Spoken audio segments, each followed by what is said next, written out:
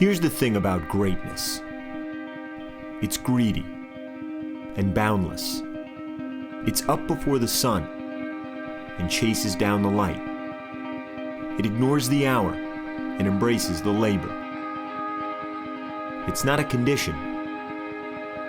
It's a compulsion. There's a mental component to this that is far more beneficial to me than anything else. Doing this and competing without pressure, it's like I'm free. I feel for his little girls. They're not going to be able to play horse and lose to daddy or win to daddy. It's not going to be like that. Like, Jimmy is very competitive. He has that fearlessness about him. Just an incredible intensity. His training is so high and so much above just the normal athlete at this point that it's pretty remarkable. There really is an internal competition that I have. I like to get inside my own head and compete against myself. We see the champagne spray, the hat dance, the trophies gleam. This is what we don't see, and most don't know. When Johnson leaves the track, the race is hardly over. It started a year and a half ago when he first competed in a new venue. July 2012, he entered the Charleston Sprint Triathlon, the morning after racing at Daytona. Johnson finished 7th in his age group, but beyond the result, it was the commitment and the challenge that sparked him. Training and suffering and even competing in a triathlon is a lot like suffering in a race car. The mental space of dealing with your own struggles is something that is very common between the two. Well, everybody come along with me. I'll take you to a place you never did see. They got a rhythm with the two left feet and a big brass band on a moonlit street, yeah. When I first met Jimmy, he could pretty much go out and run 4 to 5 miles comfortably. Right now, I think he has marathon out there in his future.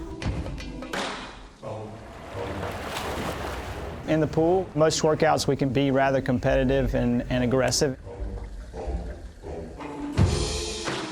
With Jimmy on the bike, this is where he gets a lot of his parallels to racing.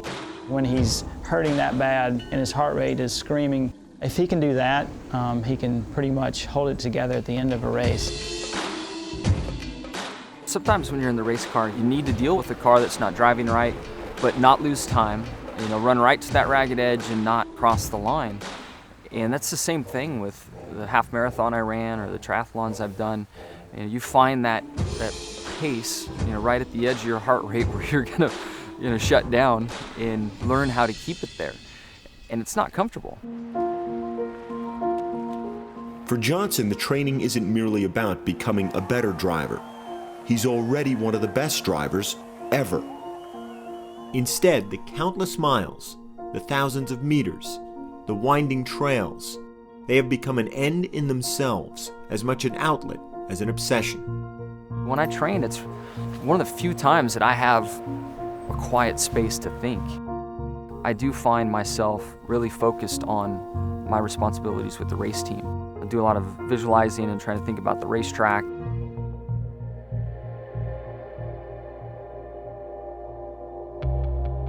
I just think I've evolved and I've grown.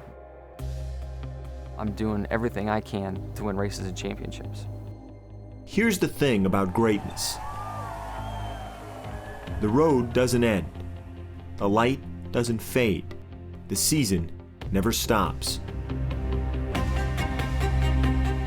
For Jimmy Johnson, it is a drive into history.